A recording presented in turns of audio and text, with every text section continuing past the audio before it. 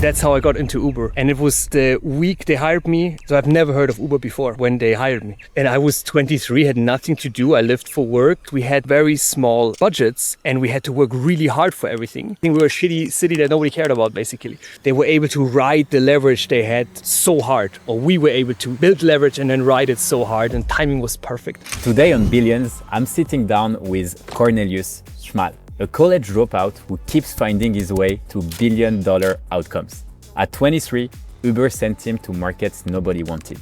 By 27, he was running Uber Russia. One problem: Yandex was winning. He helped engineer a $3.7 billion merger, then walked away from operating entirely.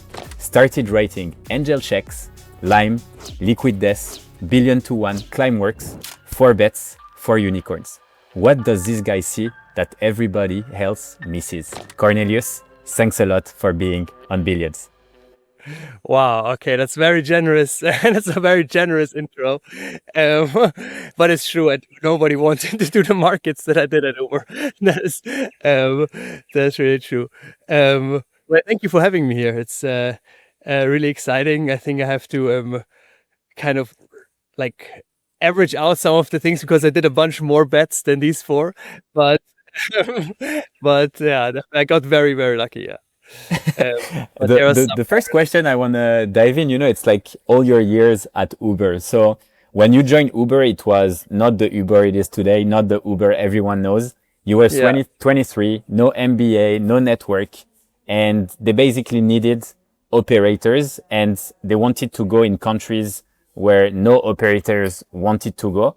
So how exactly did that opportunity came up, and what was it like, to go in a country and have to basically handle all the operations there? Yeah. So I got really lucky in getting into Rocket Internet here. I had a friend from years before that we met each other through the art of pickup, like meeting women basically. And then I met him years again later at a startup weekend, and he's like, hey, you want to go to Thailand or Asia for Rocket Internet? So I ended up at Rocket Internet, and I was very young, and I was again there. I didn't have my bachelor's degree, and all the other guys were like, Bocconi master degrees, like perfect grades. And I slept in the first day because I've never been on an airplane with jet lag. I've never flown with my parents, and so I didn't know jet lag. So I slept until 5 p.m. and as a punishment, they sent me to the warehouse where there's operations. And then I loved it there, and I worked really hard by my boss. And then we did some crazy stuff there.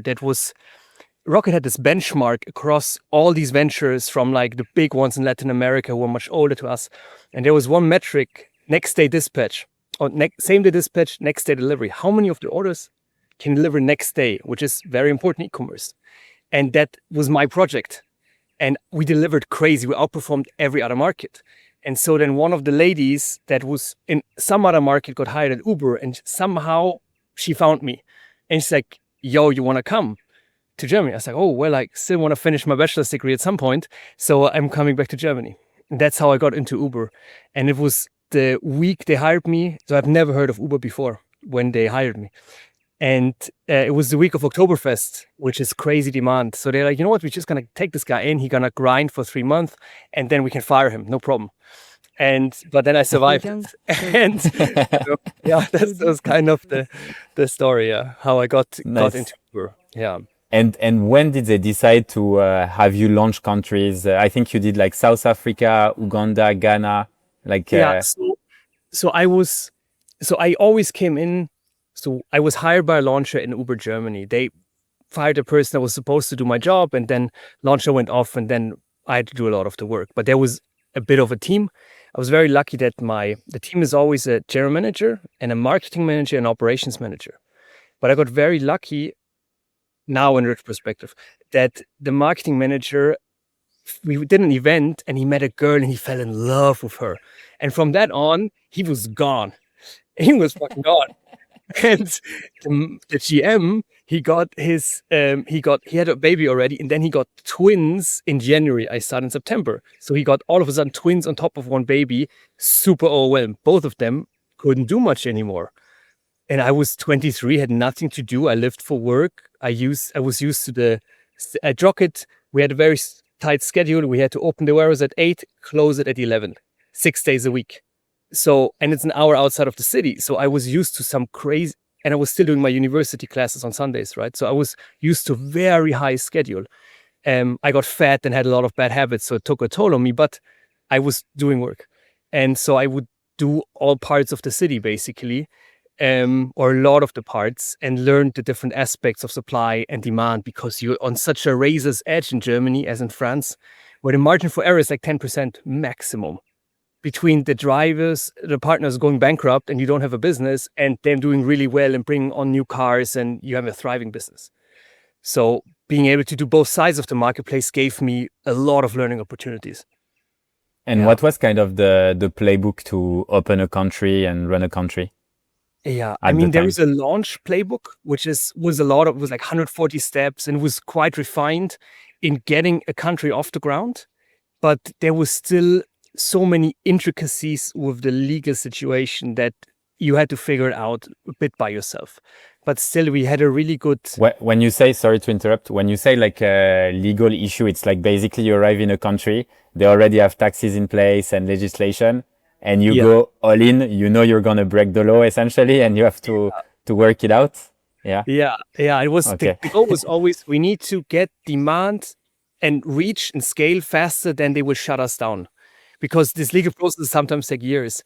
The problem in Germany is that the adoption is so slow for Germans. Like, to give you an example, like Germany would at some point be 5% the size of Vienna, just Vienna. And they launched at the same time because the adoption and the laws were just so hard for it. But it was also good because we had very small budgets and we had to work really hard for everything. And then when I got the lucky chance of going to Africa, I was able to see like, wow, like in an easier market, my skills now that I've really like were hard and they didn't yield that much results in Germany yet, were now all of a sudden extremely valuable because I could make a lot of impact out of tiny amounts of money. And always we had no budget for anything. We were a shitty city that nobody cared about, basically. And then in Africa, it was the first time that Uber started to centralize businesses. Because before you had these city teams and it was brilliant because you had competition between the city teams. So you had this crazy amount of learning. Like, Search came out of Boston on some crazy Saturday afternoon thing that they came up with. And the next thing, innovation, came out of some other city or Sao Paulo. So we had all this innovation, but we also realized there's a limit to, there's also a lot of dumb shit that is happening, basically, a lot of non-best practices. And in these expansion markets, we also had launchers and they go there and they set up the business there and then they like run off and then someone had to run it. But we couldn't hire good people to run it. It was very hard to hire like very good locals because we only hired the best of the best people.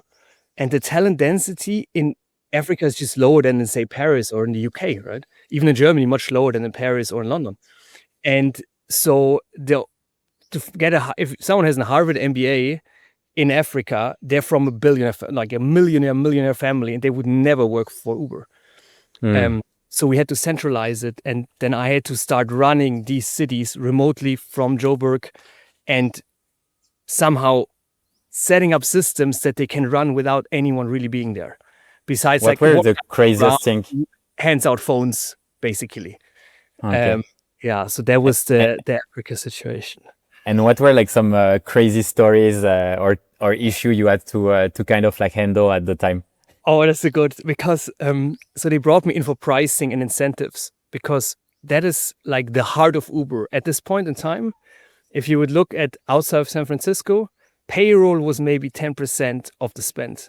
90% was some kind of a driver or ride incentives. Like we spent billions on this and it was not super well understood. And Johannesburg or South Africa was the only country that had basically accidentally created a taxi monopoly in an inverted sense. Like people, they were too scared to drop prices. And so we had a wait list of drivers. And so people started to pay getting an Uber license. Exactly the thing we wanted to avoid. and I was in Germany like for us, like every driver had my phone number, right? They would call Mm. me, and like I knew everyone by first name because it was tiny. You had like a couple hundred drivers, and in Johannesburg with a waitlist of 5,000 guys, and they're like unemployed people. You can get them out of poverty. So we're pushing for price cuts, and I was very good at price cuts because I've done this before multiple times. And so I came in for the price cut, and I thought, hey, cool, price cuts. You know, in Germany, no problem. We invite everyone for a beer and tell them some stories, and everyone is fine, right? But it was Africa. So, and when I went to in Cape Town, I flew into Cape Town and to do the price cut there, and we had like armed ex-military guys protecting us from our own drivers, right? Okay. And so we did it at a big hotel, and then some more drivers came and they started storming us. So we had to these protection guys, like a bunch of kind of Afrikaans redneck monsters, armed to the teeth, right, with dogs and like guns and shit, like serious as Africa, right? So they like ran us down. We like ran down, I don't know how many flights of stairs through some back alley thing. They drove us off in some, truck with like, blacked windows. And then we recouped in the office. And then they somehow found out that we're in the office. So they came storming the office, the downground office. So we ran up to the office in some hiding area up there. And then, figured it out. And it was a big drama. Wow, But crazy.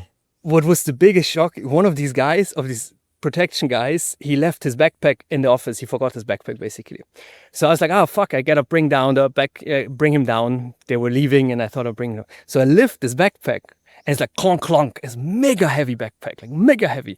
So I like open the backpack, and there's just like, I don't know, a handful or a dozen hand grenades. Oh my God. I don't know what kind of grenades it was, maybe which is flash grenades or like whatever. But it's like, we're dealing with closed rooms here, and he brings a bag of grenades. That is, so that was Africa price cuts. Okay. And yeah, that is, but we still got That's some insane. growth happening. But with that, through that, we discovered a really good playbook of how to make price cuts less violent in Africa. Okay. Yeah. What did you do? What did you do to solve that issue? So basically, when you cut the prices, the fares go down for everyone. So everyone is unhappy and angry. So the way we did that in, for example, Nairobi, is we front-loaded the supply before. So we pushed supply into the market like mad to bring down the earnings, basically. So we can do it like, guys, fuck, we have no customers. It's too expensive. All of you are not making money. We got to do something. It's like, how about this? We guarantee you some higher earnings than they are right now. We're going to cut the prices, but trust us, like we cover you. You're not making less money. And they're like, okay, cool. And that's how we then did it in Nairobi and went like 10x in 3 months. Okay, nice. Yeah, so you basically put more supply. So basically price go down, like they're not earning as much. Then basically you tell them I guarantee a certain amount, and then everything goes back to normal with the new driver coming, and okay. Yeah, and then, I mean, they have to work probably because it's all about utilization. Like the whole Uber game is about nothing but utilization, which took us years to understand. And I'm not sure how fully understood it is still today, but it's the sense of business, right? And so with that, I realized, okay, like the only thing we need to do is increase utilization to the max in every city. And that's what I then started. I started doing that for other cities. And that's then what somehow got me into Russia in this crazy Russia role, which was like 3 layers above my current kind of pay grade. But I just understood the thing that needed to be done better than anyone through weird reasons. Yeah. So in Russia, you were like a chief operating officer. It was weird. What was kind of like the vibe there? Like, did you have to speak Russian? Like, what exactly happened? Like, and so I was at this point 26 years old. Okay, my experience was running 3 markets in Africa that nobody cared too much about. They did extremely well, but they were not, not important markets in Uber. But I did all these market analyses for our cities to kind of convince people to cut prices to fix their stuff. And I started getting greedy and started just doing it for any other city because we had the data. The data was public. So I would write like a letter to the GM or the boss of the GM of Mexico City, because at Uber you can just write anyone. And I was so used to dealing with Pierre the GM of, then EMEA, that I would just write everyone. So I would write them, yo, basically your city is shit. This is how you can fix it. And I did it for a bunch of cities. Didn't make too many friends with that, but somehow it got me to Russia. And the situation in Russia was that basically realized we have no chance against Yandex. Like Yandex had 80% market share, and we spent way too much money. We had teams in 16 cities. They did whatever the fuck they wanted. It was an absolute mess. And how from a legal standpoint, when you enter Russia, I mean, you're an American company. How exactly from a legal standpoint does that work? Like, do they try to block you straight away and push Yandex? Is this just like a business wars and the best wins? Like, how exactly, like, did you see any crazy stuff with government, with police, with... So honestly, better than I expected. It's not like China where say you can't do it, right? It was more clear. We obviously had the whole team was Russian, right? Everyone in the team was Russian, and we spent, as Uber normally does, very much money on very good public policy people. So our public policy guy, Marat, I love the guy. He sat very close to me in the office, and he was one of the few people nice to me because I never touched his shit, obviously, and so it was safe in that sense. But what happened, or what got me in there, is that basically Uber works with you have a GM, and then you have a chief of staff team.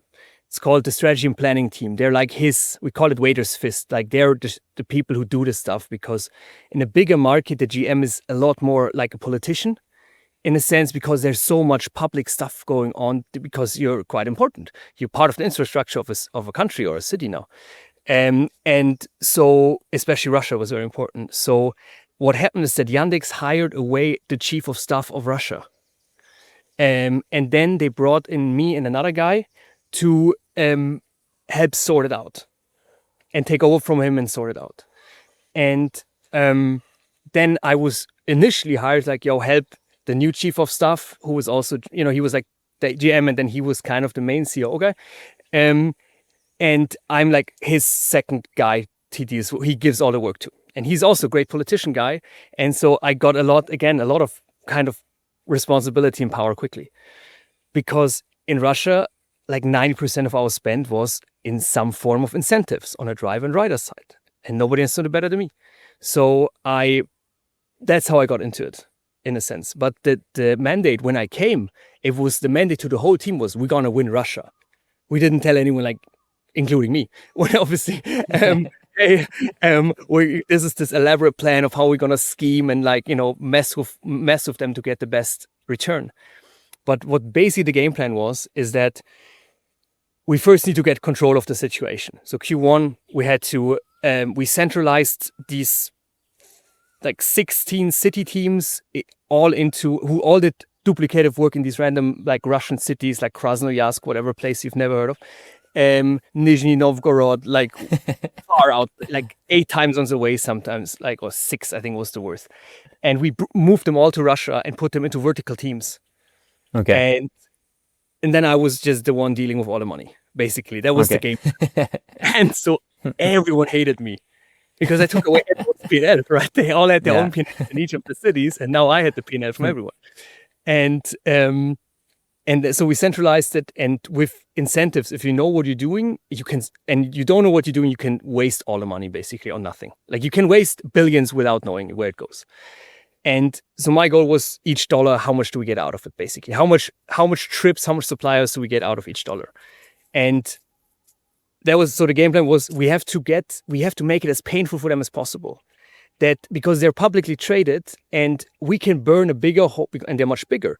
So they have to burn more money of their overall P&L on winning this market than we.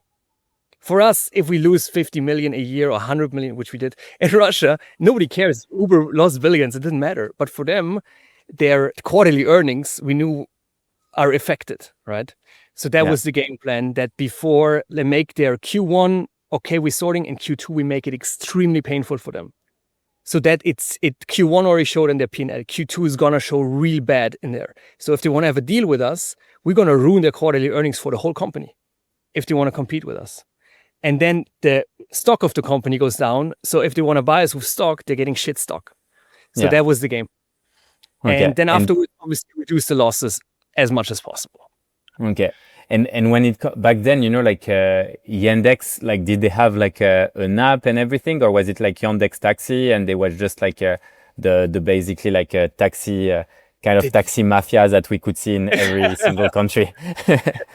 No, they had the exact same thing as Uber. Okay, yeah, it was basically like they did the exact same thing. They had a team of 300 people with like 100 plus a bunch of contractors that did something that we found out is absolutely useless. But we had thousands of them to like hand out flyers and get drivers that never took a trip. It was madness when we discovered it. But so they had a much better team and they had better technology than us for Russia. Okay. Because they could move faster. Yeah. So it was really plus they had Yandex Maps, which is like if you have Google Maps, it's a massive advantage.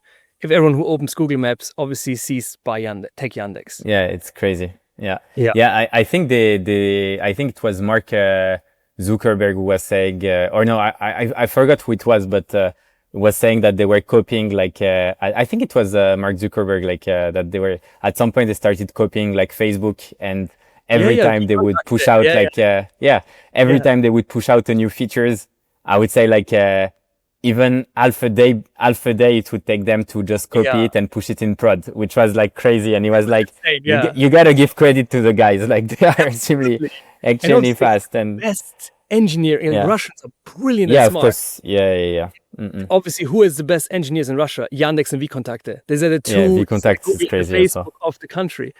So that was really it. It was such a mad battle. Like every day we had to come up with some new shit to fight them. And we had moles always in the company, right? Like people, I mean, it's easy. They got not great salaries. If they give the guy $5,000 a month, he would tell him everything that he can get his hands on.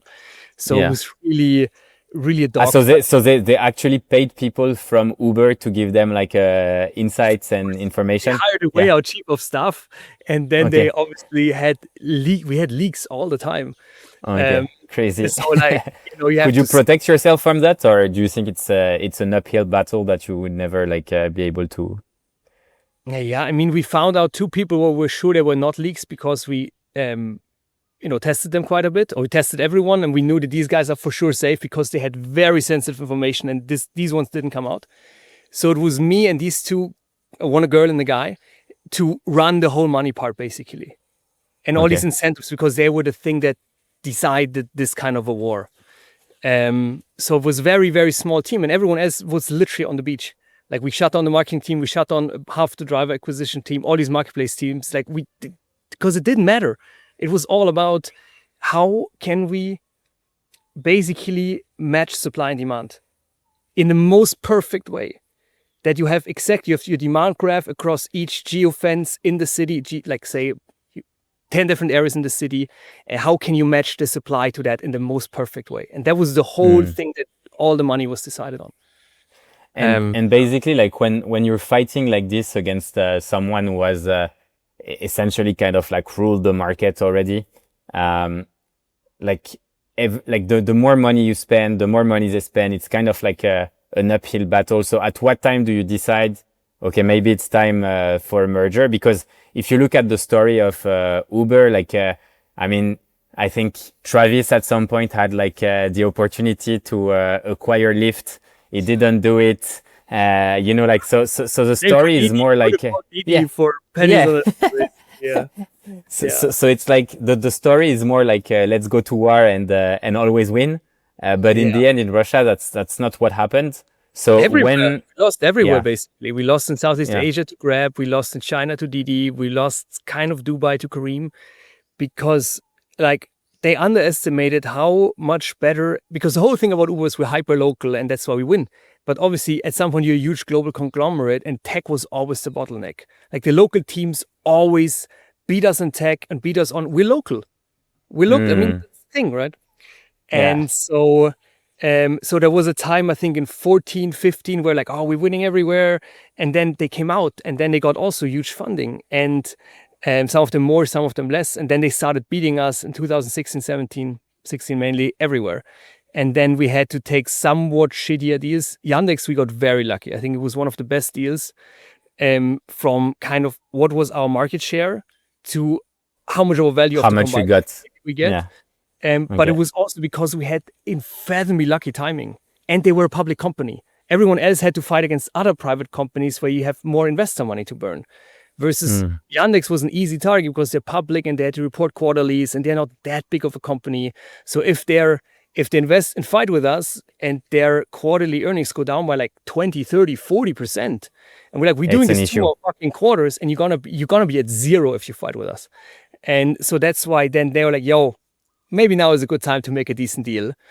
And it was perfect because literally, like, I don't know how many weeks later, a few weeks later, they found out a way to, in a sense, hack the Uber app, and that they knew whoever our drivers were because everyone had like Yandex Mail and Yandex Maps. And with that, Uh, they could somehow find out whenever someone books an Uber trip, who books Uber trips, where do these people go. So they had literally all the data to then snipe all of our customers. Because And you send email every time you take like a Uber trip to the exactly. driver with how much they earned, etc. Okay. Exactly. So they had all the data, and then it was really hard. But then we were able to make the business from going, in June before the merger, we lost like 12, 15 million a month. Okay. Insane. And then we went to break even in December. Wow. So it was really Crazy. because once you like in cutting out spend is very easy usually. Yeah. It's a lot harder to find levers to increase business than to cut out spend and make it more lean if you're spending that much dumb money, obviously. Mm. Yeah. And I think the deal it's like Yandex acquired Uber for like I mean the Uber Russia for like 3.7 billion.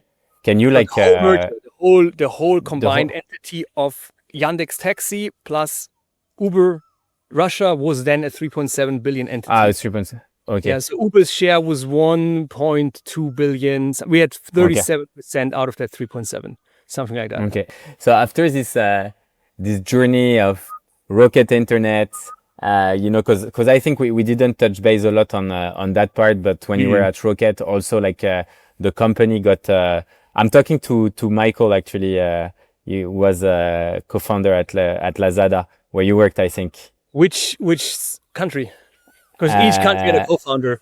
Very smart. okay. Yeah, that's smart. Before they got acquired to, I need to double check where he was. Yeah. But before it got acquired to Alibaba, then Mm. you basically like worked at Uber for, I think it was 5 years, 5 more years or Yeah, something like four this. and a half years. Yeah. Yeah, 4.5 years. And then after that, I guess you had worked a lot for a very long time.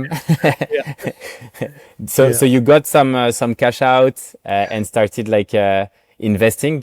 First, Yes. maybe do you mind sharing a bit the number of the cash out of both like Ye- operations and whether or not you were incentivized on the merger with Yandex, like how the whole things play out?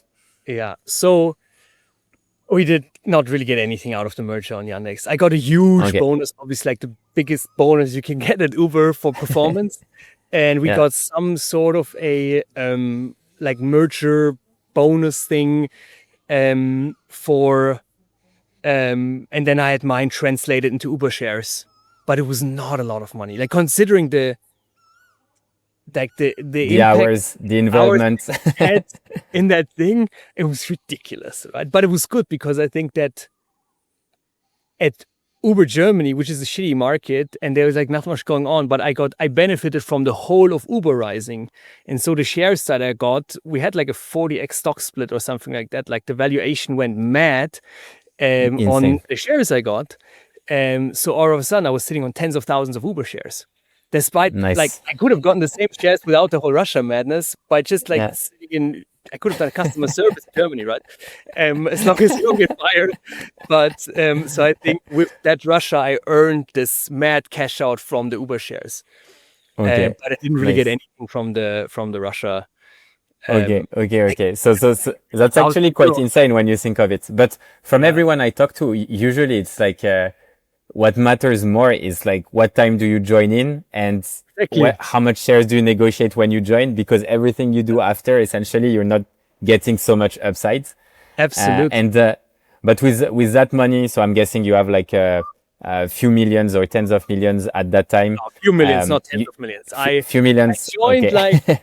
I joined like 2 weeks too late for tens of millions because they had a stock split right before I joined. Um, like 2 weeks before I joined, they split the stock. But still good, still good. Still good. Yeah, still enough to start doing investment. What made you like make the switch? Like you started writing checks. So how exactly did you get your pipe? How exactly did you come up, with the investment you were making? So I think why did I do the switch is I've been doing long distance with my wife for years before. I was first in Africa, then she moved to Germany for me, and then I went to Africa and then Russia thing. And obviously I didn't have too much energy or time for her given that work situation. And plus I actually then finished my bachelor's degree at some point in Munich on like the last fucking thing that you can possibly do, as I was already 3 years deep at Uber. But we're like, hey, I'm fully vested now. So and the stock went up so much, and then they offered me stuff obviously to stay, but it was like compared to that mountain that I had in equity, it was pointless in a sense. It was still good money, obviously, but you say 20% more is like not gonna make any difference to my life. And plus, at this point, I was like 100 kilo, smoking half a pack of cigarettes, and went on like 3 to 5 beers a day. Like I was crazy. A mess. You see pictures of me, I'm like this, like no more neck, really not in a good shape, because I just gave it all to the business, right? I sacrificed health, friendship, health, yeah. And so we did a honeymoon for 6 months, and then obviously I got the momentum of doing shit like a maniac obviously carries on. Like the hormones, your whole system, the beliefs that got you there are not gone just because your pockets are full of money. So I immediately started doing shit again. And since then it's been like an up and down of and it's getting better, obviously got a lot better, of diving headfirst into dumb activities again. And one of the dumb activities, and I notice it's the first dumb activity everyone does when they exit, is they start angel investing, because now you're on the other side of the table and you're the one with the money, and it feels really fun and cool, and it's so like you just like it's such an easy life. I mean, you don't obviously make any money of it. It takes years, decades to get half a decade to a decade to get the money out, but it was another outlet for my energy in a sense. Yeah, it feels like casino a bit, like going to the casino and just betting and exactly. So and then getting pipeline is, if you don't know what good pipeline looks like, it's very easy to get pipeline because the problem is, like, I was so confident from Uber, or I see that with most of my founder buddies, you know how to run a business, like you know how this shit works. No, you don't. Angel investing is an entirely different skill. Like making money as a salaried person or as an entrepreneur is entirely different than investing money. It's just an utterly different skill set. And I was always not aware of this. And it was a time of Uber IPO. So like if you had Uber in your title, and they like people would hit you up for money. So I got I got hundreds of pitch decks a year just by being like a random guy on LinkedIn who had Uber on it. And then I was in a bunch of angel syndicates. There was obviously an Uber angel syndicate. There was some other syndicate I was in where I thought this might be a bit better than just dropping my own money in. And yeah, that's how the deal flow came. Okay. But and you did like Lime, Liquid Death, BillionToOne, Climeworks. Climeworks was a client of mine, right? I didn't invest there. Okay. I was a client that I then came off the crazy idea, I'm going to do unicorn coaching. I have people do unicorn. Hubris times 10. But it actually worked. It actually became a unicorn. It was ridiculous. But through crazy timing, leverage, and luck, much more than fundamentals, to be honest. Like, there was one of the least fundamentally sound unicorns I've ever seen, in terms of they were able to ride the leverage they had so hard, or we were able to build leverage and then ride it so hard, and timing was perfect. Like close Can 600 you share million. maybe a bit the story, like what the company does, like how Yeah, exactly did you have leverage so people yeah. maybe we don't So know? it's a bit closer to BillionToOne in a sense that and that's why we invested in BillionToOne. It's like like it is a technology that can fundamentally alter a big market. Climeworks, like if you can suck CO2 out of the air, you're changing like the oil company. I think the CEO of ExxonMobil called it the Holy Grail. Mm, And if oil companies call something the Holy Grail, there's a lot of money in it because they make good money already, right? mhm. And so that's what intrigued me about Climeworks. And they needed someone to help them just run a better business operation, set up their stuff better. And that's how I got in there. And then if it's about hyping something up, I had a bunch of experience with that at Uber and then with all these startup investments. And so, yeah, What are the things you did to kind of like help them hype up the company? I mean, honestly, for them, they were riding that wave of great technology in a market. Back then, it's hard to remember, but back then, climate tech was really cool. Right? Yeah. There was a time it was the AI to a certain degree of stuff. Like people really went into climate tech. And we just realized that you can manufacture press very easily. And people believe in press. And so we just doubled, tripled, quadrupled down on just pushing press like maniacs. And it How do works. you do it? Like, do you go through PR agencies and you work with a certain narrative and then you push a certain narrative? Like, how do you kind of like engineer the whole thing? Do you have like maybe one example of an article and an angle that you wanted or narrative that you wanted to Yeah, push and how you laid it out? yeah. So I've now learned a lot more than I knew back then. Um, Okay. so um, generally, what I learned with press is that you can just buy your way in. Like that is we Okay. learned that at Uber.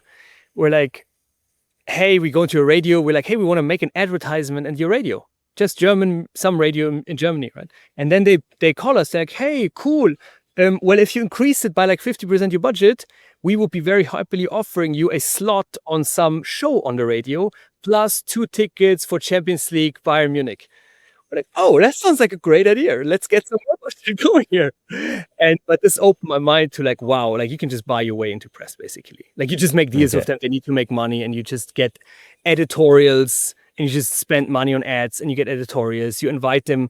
Plus they're very easily, I wouldn't say like influenceable because you just Okay. invite them to stuff, right? You just invite them, you make a fancy dinner. Like this is going to be Uber did this all the time. We're doing a press dinner for the launch. You invite all the journalists, you give them the fanciest food they've ever seen. You give them some free Uber rides and they will love you, right? They will Yeah. like you. And that kind of game is very actually straightforward. Okay. Look at crypto. Like most of crypto is basically a lot of it is press leveraged fraud. Like they just hammer out press articles that they pay for themselves. Buy this shitcoin, buy this shitcoin, buy this shitcoin. And Yeah, it's crazy. and the same for IPOs. A friend of mine is like he IPO'd a company at New York Stock Exchange, and they do the same shit. You just buy a lot of press before the IPO, and everyone writes nice stuff about the thing. So all the retail guys just dump the money in, and the banks can cash out. Mm. That's how it works. Yeah. And same for fundraising, and same for exits. So yeah. So for an exit, you would prior to an exit, you would actually do a lot of press. Yeah, because so I did a lot of fundraising, right? And the problem with fundraising is that you then have to do it's not money you get, it's debt that you take on to a certain degree. Like psychologically, it's debt. You now have to work it off. And you actually have to work it off. Versus with a and it's the same applies. Like how is a good fundraise? You create a bidding war. Supply and demand, you have only one company as your supply, and you just have to ramp up demand like a maniac. And the same obviously applies in every business and especially in exits. But in exits, you do not have to do years of work afterwards. So it's much better. Like the return is much, much better. Yeah. And because in fundraising help, the problem was often that like if you get someone in who's very good at fundraising and who coaches you through it, you will get a much better valuation than you should have. And you get a lot more money than you should have. But like it's like if you're in first grade, next year coming second grade, that's why bootstrapping is so good, because you go year by year, you have a linear progression in a sense, you control it. But fundraising is like, well, you're super good in first grade. Congratulations, now you're going to seventh grade.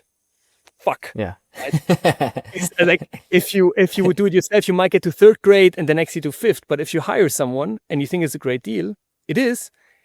But then you end up in seventh grade and you're out of your depth massively. And that's what you don't have in an exit, this downside. That's why you don't do earnouts. Never do earnout. Yeah, it's actually funny. I've got like a few friends who exited their companies with like massive earnouts, or you know, like in 2021, I guess that was kind of a trend also. Like you had companies acquiring others, and they were announcing like a massive exit, and then when you dig in, you see that it's like they use you know, their overpriced valuation to give shares that are like common shares under, let's say, like the third grade of preferences that the fund have. So basically, like most of my friends who took share from acquisitions when they sold companies, they never saw like any money from these shares. They went to almost zero. And for earnouts, I actually have like one friend who sold this company and the earnout was massive. Like I think it was 3 times what he got upfront. And for him, it worked out well. He managed to over-exceed the expectation because he knew he was really good at sales, and the way they structured the deal was very just top line oriented, and they had like almost like a unlimited budget to reach that top line. So whenever they did the deal, they thought that he would keep like the same way of managing the company and not spend too much. So that's why they wanted ambitious like top line, but he went like crazy, gave like insane incentives to sales to sign like a 3 or 4 year deal. And within a year, like he had reached like all the goals and objectives. It was quite fun. Wow, that's amazing. I'm so happy for him because, as he said, like, and that's why I'm doing this exit stuff now, because like I fucked myself all with exits before. Like I had 3 startups, 2 myself, 1 my wife, and we were dumb on each of them. And I saw that with all these founders, and you said it's like most exits are really shit. Yeah. Like, yeah, they are. Like venture funded, like you bootstrap, totally different game. You have an actual, like your cap table is usually very beautiful. But man, these exits on venture funded businesses are usually horrendous. Yeah, it's very rare actually. I mean, I think what in the pod I've interviewed like a few people who build like $1 billion company, and what I think is the best way to do it once you have like leverage to raise massive fund as a founder is to always take secondary. Yeah. Like take as much secondary as you can whenever you're running like your company to $2 billion, because down the line, of course, like in an ideal world, you IPO or you know, like you exit massively and everyone's happy, investors are happy, you're happy, etc. But the reality is like the chances for it to happen is so low that down the line you need to de-risk yourself, because you know it's your life work, and you also deserve like some of it, you know. Absolutely. And yeah, sorry, go ahead. And that extra money doesn't do you anything. Like if you say I'm doing I'm pushing always for the biggest secondaries possible in fundraising rounds, because like, I mean, they usually like, they don't let you do secondaries much. That's, I mean, exactly. Obviously don't work like it all. But if you can, they're like, yeah, but these extra 10%, like, bro, these extra 10% mean nothing for you when this thing IPOs. It's like, are you going to make 100 million, 120 million? Like, doesn't matter. Yeah. But now having 2 million in the bank or 5 million in the bank to buy a house changes everything. Changes your whole life. Yeah, it's true. So yeah, secondaries are. From your investment, what was the one that brought you like the best returns? So first of all, I'm super anti-angel investing now. Okay, so I have to be very upfront with this, because I look at my angel portfolio and they're unicorns on paper, right? But they're not paper money. Yeah, it's all playbook. Like, they have not exited. Like, they have not IPO'd. Lime hasn't IPO'd. BillionToOne hasn't IPO'd. Liquid Death hasn't IPO'd. They're obviously on paper, like, 50 times X. Great. Okay, cool. But the money is not in my bank account yet. I got some smaller exits out, like a 20X somewhere, that might have also been a unicorn. I don't know. I don't remember. It was some crazy fusion thing that that got bought by someone. I think I didn't really look into it much, because like that's really, yeah, I got lucky on that one too. But yeah, I'm really not into angel investing anymore because it's like the money's so illiquid. It's just so illiquid. It may be good so you don't spend it on dumb shit, but like it's still very illiquid money. And there's just, yeah, I think it's just part of a journey of entrepreneurs. Like you're an entrepreneur and then you just do a bunch of angel investments and you realize someone, oh shit, I spent a lot more money on this. It's like going to the casino and I'm obviously not getting any money out. And then hopefully, usually if you spread enough, 5 to 7 years later, you get some Christmas gifts, which you hopefully won't need anyways, but you get some Christmas gifts here and there. So it's like, I mean, better than going to the casino right away. But Yeah. I'm not super big on it. And even though you like you're not into angel investing anymore, like is there like a company you passed on and that you kind of like regret today because it became like a huge success? Yeah, I mean, in this Uber syndicate, there was a bunch of good stuff that I afterwards like, shit, now I see you say they just raised 300 million or something. But not that that I didn't, as far as I remember, pass on anything that there was a secondary of SpaceX at like 30 million or something like that, 20 million. Wow. That would have been very nice. Yeah. And yeah, I didn't see it. And then it was closed super quick. Okay, whatever. That would have been a good one. That would have been a very good one. But overall, I don't know. I don't believe anymore in just getting free money. Like usually you have to do something to get money. There's some kind of a trade-off. And I'm not a stock picker much. I'm actually a very good stock picker. I'm just a horrible stock seller. Like I pick crazy stocks, like Tesla, Bitcoin, all this stuff, but then I also sell at the worst possible moment. So I'm trying to stay clear of that. Better buy real estate and some ETFs. Yeah. But so now your like investment strategy, it's like what, very boring. You just buy like I don't know, ETFs and on DCA like dollar, just every month basically. Every month, like if I were a salaried employee somewhere, I'm just like, yeah, but it's really, and I love long term and cash. Cash is so good. Cash, gold, and if I invest, I do some random gambling shit like Bitcoin because there you have some higher potential, but really boring plus Bitcoin, or like plus some now less. Holds. It used to be more shitcoins, but yeah. I don't. And from the companies you invested, you mentioned, you have like a lot of them didn't reach like the unicorn status, but you still have like a few, like a significant few that actually like reach that status. Do you think that these companies, like the $1 billion ones, like they all have something in common, or do you see like common traits? Yeah. So I see very strong common traits between Rocket Internet and Uber. Like Lazada and Uber, very strong common traits. Lime as well. Obviously, the CEO of Lime is ex-chief of staff at Uber. Like he's a brilliant guy. I know him. Like obviously, want to give money to him because I know he's gonna, whip everything in the right direction. And like what they all had in common is that they really. And it's more or less my framework that I use to help people exit, because it's the same shit for like success as then for exit, in a sense, with a bit different twist. It's like you go up the mountain in a different way than you come down, but you still need some basic skills. So first is expertise, like experience. They really, at Rocket, at Uber, they really valued paying for experience. Like they hired the best people and then they gave them some sort of freedom and data. So experience, data, like learning. How can you learn really fast? That was something that did super well. And then they, with that really fast learning, getting a lot of experience to learn, sorry, the birds, and some very like good people, then they focus.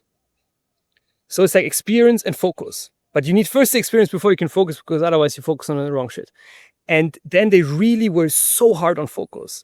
Like Rocket, when we realized that like we have super bad retention because they order something from us in Lazada, nobody trusts e-commerce, and they get their stuff 2 weeks later, half the orders are canceled. It's a nightmare, right? So they just, okay, we need to do next day delivery. And the whole company was revolving around it. Like, again, I got into this weird position of being able to go to all the teams in the company and say, guys, you can't do this anymore. This is the new thing we have to do, right? Because everyone likes to be liked. And back then I was a real dickhead, so it fell into my lap very easily. But they focused very hard on what made the essence of the thing, right? So everyone was subdued to this company goal and everyone knew it. So the focus was public. And usually the focus only in the founder's head. But there was, if you ask someone what to do, they're like, next day delivery, next day delivery, next day delivery. Lazada promise. That was the promise. Lazada promise. That was everywhere. And then at Uber, the same thing. We had like a motto or like a mantra for like every 1 or 2 years it changed. But like the mantra, growth at all costs. So first, a lot of experience, and then they focused like maniacs on something, which is painful. At Uber, we said first, growth at all costs. So that helped everyone make, all these smart people you hired could run independently. They were all entrepreneurs in a sense, but they had a strong goal that they had to run towards. And then they figure out what they do themselves. And then, so we had first experience, and then we had a lot of focus that the whole company was on. At Uber, it was more cars. At some point, we realized all we need to do is get more cars. We shut down half the marketing teams, or more than half the marketing teams all over the world, because we know we don't need marketing. We just need low prices and more cars. That's the only game plan. And then next step is then leverage it like a maniac. Like, and then you go into everything you possibly do to have this point of advantage and just crank it like a mother. And that is what Uber did super well, what Elon Musk does super well, what Rocket did super well. And that the startups that I see that fail, they're messing up there somewhere. They're breaking one of these rules in a sense, and that's what usually fails them. Like they don't empower the people. They don't look at the fucking data that they have. They have a marketing mix of 70 different acquisition channels, right? Like all these things. And then they sit on some gold mines and they just let these gold mines like fizzle out and not just go all in on them. So super interesting. These are the 3 things that I've seen, and it's in a sequence. Like experience, and then with experience you can focus, and with these 2 together, you have to crank the lever. And you need to be a maniac for it. Like when you look at the founder, they're maniacs. Like you're not, a normal person does not build $1 billion company usually. Yeah. And not a $10 billion company or a $100 billion company. Like, and yeah. Is there something you wish that you know now that you wish you knew when you were like 23? I got super lucky. I cannot complain. I think honestly, like when I now look how nice my life is, I'm glad I cannot go back in the past and mess it up. Like really, I do think, like, I think the biggest lever in my personal development and my well-being, and also I think financial, now later, more my later financial success, is therapy. Okay. Like therapy and meditation is by far the best thing you can do. I think it's the biggest ROI activity anyone can do. Nobody does it because someone tells you you're a dick, and that's not good for the ego. But that's by far, I think, the best thing. That's why for our exit coaching, we call it like a mindset resilience coach, but it's a therapist, right? It's a psychologist. Okay. Because usually the reason why you have an exit your business yet is because you cling to it and there's a lot of ego involved, and it's a messy, psychologically very complex and scary thing to let go of that identity of being that thing and then not being that thing anymore. So having some support makes the exit much better, and then the life after exit even more better. Yeah, I agree. No, it's super cool. And is there a question that nobody asks you, but that they should? I honestly think when they ask me, like people ask, like, because a lot of people see my lifestyle and they're like, yo, like, why do you live so nice? You don't even have that much money. Like most people I now work with or a lot of my friends are a lot richer than me, and they grind like monkeys all the time. They work 50, 60 hours a week. And I'm like, why do you do this? And I really think that, like, I think the key thing that changed for me, I always want to be a billionaire, right? Like my family business, my grandpa bankrupted it. So there was always this thing like going back to the glory of it was a very big influential like business in Germany. And then it was always like, you got to bring up the name again, this shit. And so I always want to be a billionaire to kind of even it out. What was the business? Can you share? Or? Metal stuff in Germany. Like they had like a big metal thing, and they did like a huge association, and were like advisors to the, like, since the emperor of Germany, like that kind of shit, and like really like industrialists, this kind of stuff. And then bankrupted it, and the grandpa died in misery. And the other grandpa, he died age 98. He did his own taxes at 98 still, died in peace at home with his wife of 70 years and me, his favorite person besides his wife, holding his hands. Like, how much better can you fucking go, right? And so I shifted my idol from like Elon Musk or Steve Jobs, who also died miserably, to like my own grandpa. So that really changed it, because now I'm have you heard of this Hawkins scale of consciousness? No, what is it? It's basically from a doctor from the US, Richard Hawkins. He explained basically like our consciousness, which is sort of our well-being, goes in like layers. And the higher the layer is, the better mood you have and the better your life is. Very basic, right? And at some point I felt like, well, if I focus on that thing, then everything in my life gets better. Money gets better, relationships get better, like everything just automatically gets better. So I shifted my maniac drive to a certain degree from becoming rich and having impact. You know, I did a lot of clean tech, so this impact thing is same shit as being rich. Like, just another layer of confusion on top of being rich, I think. Plus some guilt, so I'm not big on impact stuff anymore so much.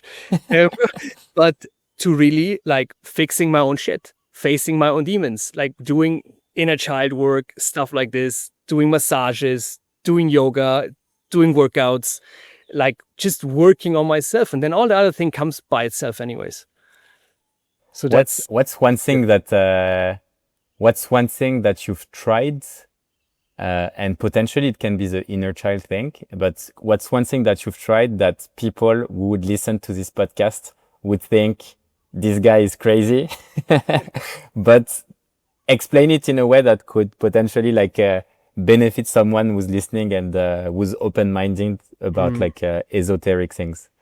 Yeah. So I think, first of all, esoteric is a very dangerous word, but in a sense, I think any form for yoga, I think is easy. Not even just stretching. I think stretching is yoga, or it has this like Eastern thing. It's pointless stretching. Yoga is nothing but stretching and breathing. Now this whole breathing thing is hype anyways, but the stretching is so undervalued. Like, when I see people and they're like, I'm not sure if I can let go of my confidence. Like, so how's your finger look? Like, can you stretch your finger? And they literally can't stretch their fingers because they're always like this. And then they're always on the phone. And so their whole system, their whole mind is like closed up, like Gollum, right? So stretching. My precious. Yeah, my precious, exactly. So stretching, I think, is like the easiest thing. Stretching plus therapy, you're good. Plus, what interesting now is neurofeedback is quite interesting. Neurofeedback. What is that? Basically, it's assisted meditation. In a sense, you put some neurons on your head, something on your head, and then you get instant feedback on where your consciousness is, where your mind is when you're drifting off. So you have a lot faster progress, but you need to combine it with therapy. Otherwise, you become a psycho. I've seen a bunch of people who only do this, and they are psychos. So I don't know what it does to them, but I really think, especially for guys, therapy is so good. Like some good therapist who works with you long term, who points out your shit, I think the single best thing you can do. No esoteric, no fucking anything. Yeah, I think therapy is the best thing. No, that's super cool, super interesting. I think we're almost out of time. So where can people like follow you or reach out to you after they listen to the show? I mean, probably my LinkedIn. I was incognito for the last half decade, and now I started doing LinkedIn 3 weeks ago. And by the way, you're doing great. I like it. Yeah, it's nice. We met on LinkedIn actually. Yeah. And my thanks to you, I had my first like viral post now. I got 500 comments on it. Nice. Having out lead magnets all the time. I have one slot to fill for April, and I don't know how to do that because I'm getting overrun by people already. So That's thank you very awesome. much. No, Yeah, that's LinkedIn is. awesome. Actually, we forgot to tell the story about Marc Benioff. Maybe you want Oh, to share it as a bonus for the end. um, oh yes. So how we met is through Marc Benioff and Harry Stebbins. They kind of introduced us. So Harry Stebbins has this famous story where he said he had to send Marc Benioff 53 emails to get a response to get him onto the podcast. And I sent one email to Harry Stebbins, semi-drunk at Uber, after, To Marc years Benioff, to Marc Benioff. to Marc Benioff. I sent an email to Marc Benioff, CEO@salesforce.com. And I complained to him. It was like, why is exact target usability so shit? And then I detailed why MailChimp is so much better. And I said, this is horrendous. I'm forced to use it because of Uber. I used MailChimp much better. So, and then, I nearly got fired because someone got really mad at Uber for me doing my mad stuff. But the CEO of Because Exact Target, Marc Benioff reached out to the CEO yeah. of Xtarget, no? Or Yeah, so something. Yeah. they bought Exact Target just there for like 8 billion or something. And then he connected with Scott McCrockle, the CEO of Exact Target, who was super nice. Sent me and said, hey, I heard about your feedback. I would like to have a call with you and our head of some other like big person there. Can we have a call in 2 days and get your feedback? And I was like, fuck yeah, I'm winning. And I got a email from super high up in Uber. It's like, what the fuck are you doing? You're ruining our relationship. Salesforce, like big drama. And then you get like, because performance good, but you're getting formal warning, but that close to getting fired. So yeah. Awesome. Great story. Well, Cornelius, thanks a lot for being here. And Thank you. I'll drive people to your profile and put the link Thank you in the very much. comments. I have so many French people now. I see all these people from Paris. I'm like, oh, bonjour. Because I go every year to France anyways for my meditation retreat. So there's some connection. I'm really happy. Thank you very much, G. Have a great day. Thank you. You too. Bye.